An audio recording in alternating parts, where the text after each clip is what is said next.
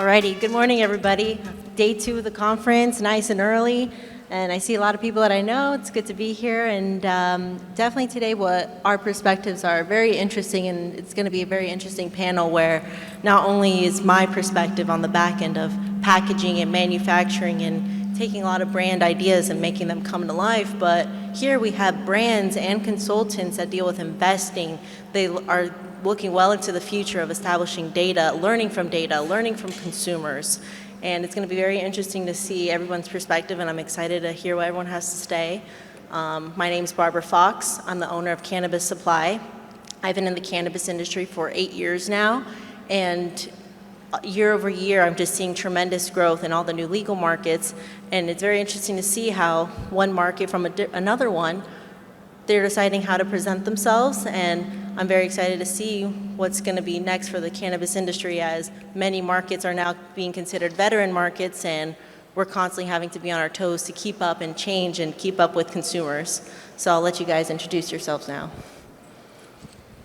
Thank you, Barbara. Can everybody hear me okay? Oh, too bad. Joke. My name's Mitchell Ozak. I'm a strategy consultant based in Toronto, Canada. I joined the legal Canadian cannabis industry in 2016 when there were 31 licensed producers. You know them, Canopy, Aurora, et cetera, et cetera. Fast forward to today, I've helped over 200 cannabis clients in Canada, the United States, and around the world. It's an absolute pleasure to be here, and thank you for coming and listening to some storytellers tell some compelling stories. Hi, I'm Krista. I work with a team that focuses on acquiring, retaining, and building the spend of customers. We do that through things like loyalty and promotional plans. And one of the things that I'm interested in talking about today is to look at storytelling internally. So how we make our teams more engaged and understanding the data from a perspective of seeing the performance at the store level. Hi everyone, I'm Jordan Escanio. I am the creative director for CLS Holdings. Within CLS, I get to represent brands like City Trees, Puff, and Naked City. I also work with our retail location, Oasis Cannabis Dispensary, all located in Las Vegas, Nevada. So I'm very excited to tell the side of the story on the marketing side that is both for our brand and for our retail location. And I also have my amazing graphic designer here in the front row. We're very proud of the work we do, and I can't wait to share it with you. Alrighty, so Jordan, I do want to start with you on this, especially that you're a brand, and CLS Holdings and Oasis in general has been operating in Nevada since about 2015, and so you guys have seen a lot of peak pricings and being able to be the top of the game in the market, and especially now since after COVID, sales of every industry, any kind of climate of the cannabis states have gone down, and everyone is trying to reassess what's the proper business plan, how do I get consumers through the door, how do I keep, basically the same number of ticket sales, but the average transaction is getting lower. But how do you guys approach with your marketing and how you want to tell consumers what's different about your locations or what's different about City Trees to really make you guys stand out being the top selling cartridge in Nevada? Yeah, absolutely. So I think from a marketing perspective, I approach the retail and the brand very differently. Oasis Cannabis already kind of had a story to tell. So for me, it was, let's go off of what the foundation we already built. I think it was important to focus in on our customers. What do our customers like? What do our customers want? And how can we enhance that? We had already had a loyalty program. We had already been communicating. But how do we send a message across that's going to continue to grow our customer base and also keep the customers that are already loyal to us? If anything, I've enhanced the loyalty program to the full capacity that we can. We've added a VIP program where we have over 300 customers, a part of that. They get amazing offers. Some of the things that we ask them, what would you like to see from Oasis? Number one is skip the line. No one wants to wait there. So as a VIP customer, you get 25% off all non-sale items all day. You get to skip the line every day. You get 40% off our house brand City Trees every day. And it's just a great program for them.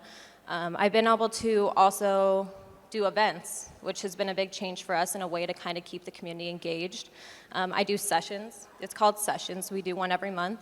And our VIPs get to come for free.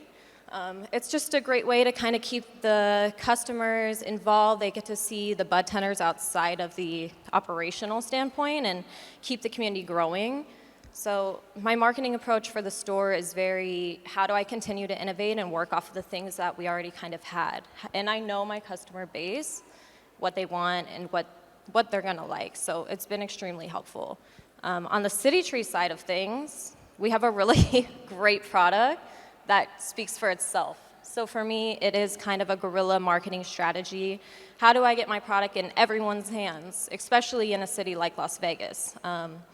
I want to make sure people can try it, that they're going to know that we have a brand that's consistent, amazing quality, and affordable.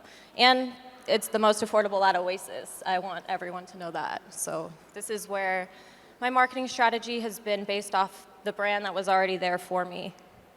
So, Krista, my next question is for you to build off of what Jordan was talking about, where especially we're getting to connect with a lot of people from different states that I don't get to see and communicate with every day. These similar results of her strategy to be able to sell her brand, whether it's having more consumers through the dispensary door, being able to expand City Trees, which they've recently done to multiple states such as New York and New Mexico, and especially with your position in your company, you deal with a lot of consumers that are vertically integrated and that maybe are transitioning their brands just like theirs to different states and are trying to understand new markets. So I feel like a lot of the repeated things that I'm hearing to say is everyone's trying to go back to local, getting to know each community, and how from a big operational standpoint with how you help your customers and your companies that you deal with, what would you advise them and how would you tell them to continue telling their stories in all these different markets with the data that they're seeing? So I think one of the things when we think about storytelling is there's different avenues to tell that story. So it could be physically in person, it could be through word and written, it could also be through digital. And for a story to be compelling, it needs to be relevant to the audience. And relevancy is really one of the things that can set up a story to differentiate. And so one of the struggles that you see in trying to tell a story across multiple states is that it isn't always relevant to the customer. And I think the relevancy actually starts at the store level. So if the teams in store understand how to tell the story and what storytelling looks like with customers, then you can create differentiation. But at a point that the teams in store are not able to communicate the story, you run into the problem where the story is devalued and the customer has no engagement with what that information is. So storytelling actually needs to be taught within an environment and part of a training or onboarding program to be able to ensure that the teams understand how and when to integrate the stories into an interaction with the customer, as well as anticipate what stories they might have seen leading to the transaction. So do you have stories happening on your e-commerce site? What do those look like? What is our own brand story? What is the story of the product and the assortment we carry in store? Why are things priced the way that they are all opportunities for storytelling within a retail environment. Great. So, Mitchell, now, I know it's not so much similar to what you and Krista get to see, but what makes you stand out to me is that you're somebody that helps these brands get investors. You line up a lot of these different consultings in many aspects. And when you get involved with cannabis brands, what are you seeing right now as the trend of how can I get more consumers to buy more or being continued loyal customers to their brands as they hire you? What are you seeing right now? I'm very curious to know. The worst thing about being last is that you follow a lot of other really smart people who steal your thunder. So I want to put an exclamation mark on everything that was just said and add some practical or prosaic notions about creating stories and communicating them. And my first story I'm going to tell you, very briefly, I promise, is that I know absolutely nothing about storytelling. But I was lucky to study the ancient Greeks who invented storytelling, and then that was perfected by people like Shakespeare and so on. So everything I know about stories, I plagiarized by them, and I used that to help brands and to help companies, not just brands, but companies stand out in the marketplace. So Krista talked about being relevant and differentiated. That's absolutely true. But I'll quickly talk about how difficult it is, and I don't want to underestimate this point, how difficult it is to craft a compelling, relevant story. So appealing to somebody's brain, that's sort of, why they should buy your brand or why they should work with your company. Your heart or your aspirations create that emotional, spiritual connection with the brand. And the third element that I talk a lot about is the hands, which is getting the audience to do something. So getting an investor to invest in your business, getting a customer to buy from your brand, getting a major strategic partner to want to work with your firm. So the only thing I can add to what these folks just said was the importance of a call to action, whether implicit and explicit, and creating powerful stories regardless of the stakeholder that incorporate those three elements is really, really, really hard. And in any business, and in cannabis, it's even harder because of all the regulations.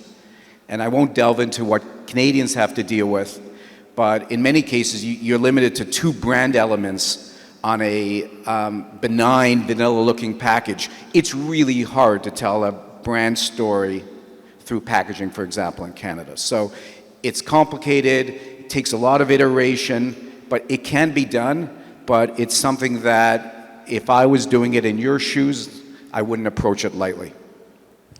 Yeah, no, especially where you touch on the end where this is my expertise is how to tell your story through packaging. It is extremely difficult because especially if you're in more corporate environments or where compliance, they require, Canada, all matte finish, everything can't be shiny, where maybe California market, they have all this holographic where kind of the artwork and a lot of the branding that you're seeing, it almost looks borderline like black market packaging that a lot of people are wanting to stray away from. So I find it very interesting as that the cannabis industry, as we're evolving and trying to figure out what is acceptable and how we can tell a story just through, hey, someone is looking on a shelf and they're trying to say, oh, what's the difference from the black bag versus the white bag? And a lot of it has to do with just what name it is. And I think the name alone is something that can really make a consumer catch their eye. And especially too, where if you just take it on a more bigger level, big box stores where I'm a woman, I go to Target at least once a week and I see that pink soft packaging, I'm going after that product, whether, hey, it might be $2 more expensive, but that's something that caught my eye. And I think as we continue to evolve, people need to realize that the bigger packaging trends are very important to tell a story because that's the one moment, the 1 second that someone is looking at 20 different brands. And if you're the one that stands out, you're the one that's going to keep selling. And I think that it's very important for people to continue to evolve to see what's going to be next for a brand, especially where brands have been around for 8-10 years now, depending on the market. You really have to keep up with the times. And I think, what are you guys? I want everyone to hear what is helping you keep up with the times. What are you advising your clients to, hey, change about your brands to keep up with a lot of more competition that every market is starting to see now? See, she waits for the hard question and she looks at me. I'm going to tell a very brief story to answer your question. And I wasn't prepared for this story, but I like cars. I love Formula One racing and so on, and my favorite team is Ferrari. My second favorite team is Alfa Romeo. So those brands have unbelievable origin stories, the way the brands communicate and so on. But it wasn't a bunch of clever, passionate Italians that sat around and said, we work for Ferrari, let's tell that story. It never happened that way. If anybody here see the movie Ferrari? Yeah, there's a lot of truth in that. It was a love story between him and his wife, and that's part of their brand. But they didn't just start telling it. When that brand started evolving, they shined a light on their origins and their values. So they didn't manufacture it, they just told it. And that's the only thing I'm going to say before I pass it along to the smarter people on the panel. But a lot of the time, your story is there. You just have to unlock it. So when I sit down with clients and I try and help on storytelling to investors or the government, they say, well, help me invent a story that resonates for us. And I said, I have no idea. What is your story?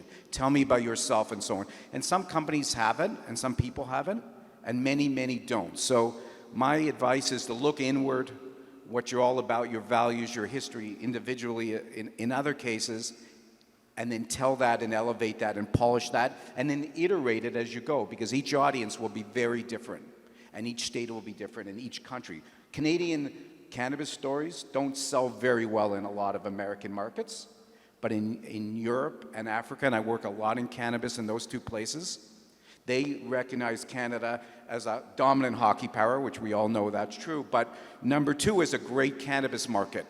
But my American brothers and sisters don't see it that way. So a story doesn't necessarily translate into every market in every country.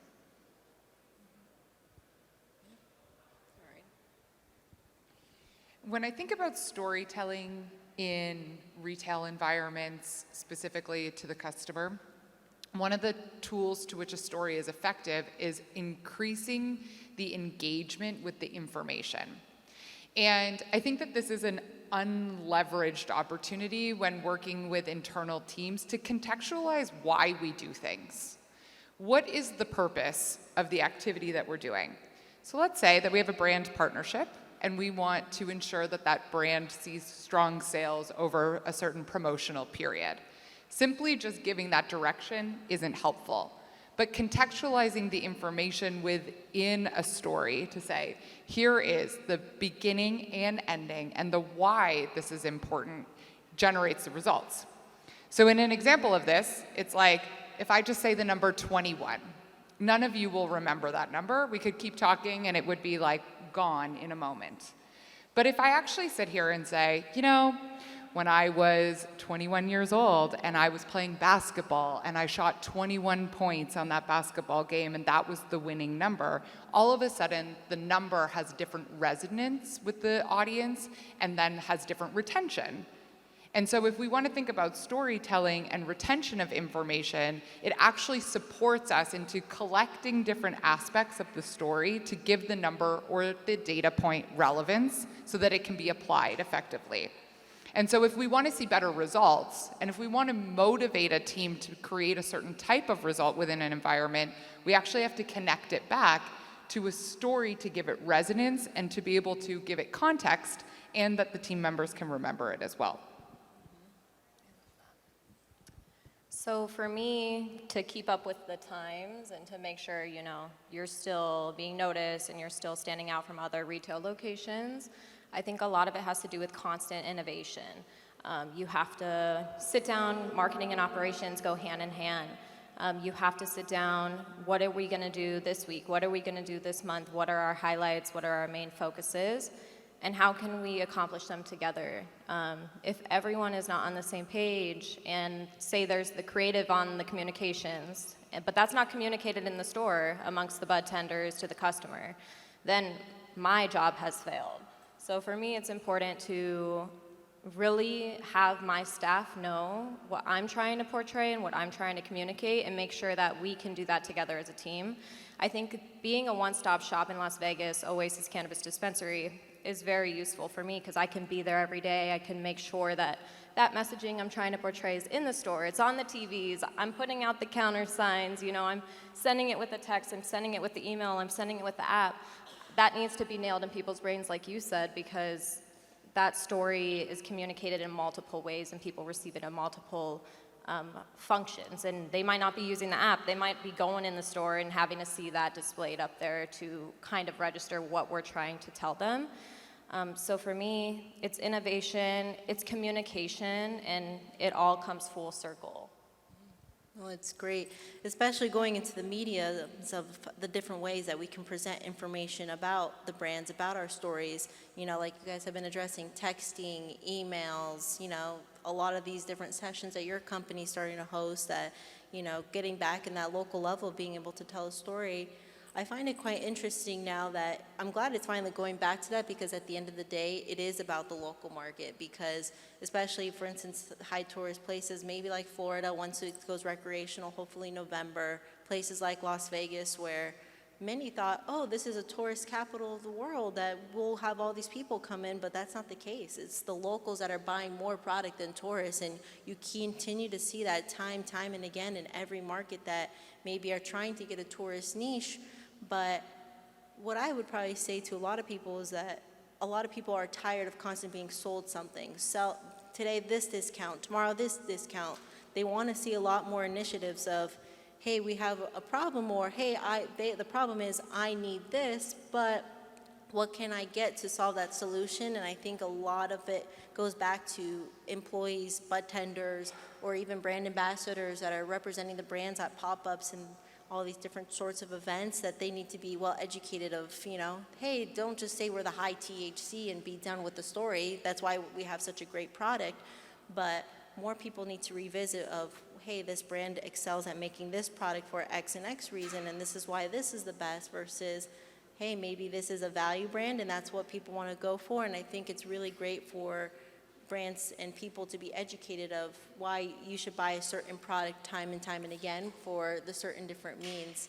And kind of relaying back a couple more questions that I do have is that, what do you guys see as the future of this brand storytelling? Whether is it going to continue to be offering heavy on discounts and telling your customers, your clients, hey, you guys have to start doing discounts, or hey, maybe recognizing that certain markets do better with this type of SKU versus where I've seen a lot, oh, moon rocks. Moon rocks used to be a very big thing of the past, but moon rocks, for instance, is a product that barely sells in most markets that I sell to, that are barely basically dwindling. If you have one client that has it, that's great, and there's only the one brand that carries it. So how do you guys help your clients or your own company decide, hey, these are different indicators of a market of how it's changing? And I'm not sure if my question was quite clear, but I just find it quite interesting that, people are just trying to keep with the same thing and they don't know how to evolve. And I guess I really want to continue talking more about that, if you guys have any more remarks about that. Yeah, for us, it's really just location. There is a dispensary on every block in Las Vegas. So when you're doing competitive pricing, or if your pricing doesn't match the one next door, that customer is going to go somewhere else. So as much as we're like, we don't want to lower and just obviously have no profit margin, sometimes you have to look at what can you lower, and for us it's City Trees, because it's our house brand. We're grateful that we can do 40% off City Trees every day and still offer that product as a low price. But then we also have amazing vendors that provide us promo units and things that we can run on deals. We can put products on our VIP menu. They get one free product every month. I think it's important that we still train our bud tenders, as you say, to tell the story of brands that might not be priced at a lower tier, and why are these brands good for you to still go above your price range to purchase. But you don't want to lose the customer that comes into Oasis every day and gets a $6 Naked City pre-roll and leaves, because in these times, sometimes that's all people can afford. You have to have a balance between a product that's lower cost and affordable to all, and then the higher cost products, that are going to be what a customer might be looking for, what tailors to their needs. I think when we think about innovation with storytelling and how this will evolve, one of the things that we haven't actually talked about at all is what's the story of the customer, and getting more in tune with what the story of the customer is. One of the ways that we do that on a retail floor is to actually work with teams to uncover what the set and setting of the customer is. So if you can uncover set and setting, it offers a lot more information about how the customer perceives the value of the product and what story might need to be told to them.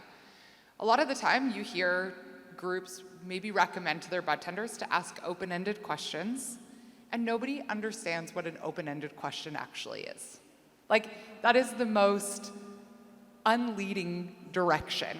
And so if we want to be directive and we say, if you can uncover the mood state to which the customer is in, what they're trying to achieve, and where the consumption is going to be, then you can actually coach a bud tender on how to give guiding direction and basically tell a story about a product back to the customer that's relevant to them. So working through things like understanding who your customer is and what their story is will be one of the parts that's really important, but is probably also one of the areas that's the most difficult to activate. Here we go again. I don't want to talk about bud tenders or store because these three ladies looked after that really well. There's always an issue about what's the story going to be. So I said to myself before I joined the panel, I want to try and leave you folks with something that will help you develop great stories within the sort of the framework of relevance and context and set and setting. And I'm going to go back very quickly to Sophocles, the ancient Greeks, and Shakespeare, because what they did as unbelievable and generational storytellers is they tapped into fundamental human needs and desires. I'm not talking about customers now. I'm talking about human needs and desires. So when my clients say to me, and this is storytelling for change management initiatives or talking to investors and what have you, and they say, where do we start? And I'm going to make no apologies for sounding like a massive nerd right now. I say start with anthropology. Start with how people thousands of years ago, before the internet, before a printing press, before books, communicated themes and lessons over history, across geographies and so on and so forth. And what are those central themes? And everybody knows them: love, sex, greed, and there are myths that are attached to that, things like David versus Goliath and so on and so forth. If you could attach your stories, whether they're tactical stories between a bud tender and a customer, or talking to your consumers, or talking to your broader consumers, or talking in a crisis PR, if you can attach your stories to those overriding themes that dominate our conscious, like in the media, for example, as well as our subconscious fears and desires, you're going to be way more compelling, memorable, and way more influential. So the power of really great storytelling is in tactical considerations, making more money, satisfying customers. That should always be number one. But in the back of everyone's minds, to take it to another level where you're building brands like Nike and Apple, everybody knows their stories, because their stories tapped into those really latent, primordial desires and fears that we all have as human beings. And that's super powerful, and the way to do that, in my humble opinion, is to apply an anthropological lens to it, and beginning there and then bringing in all the tactical and branding considerations.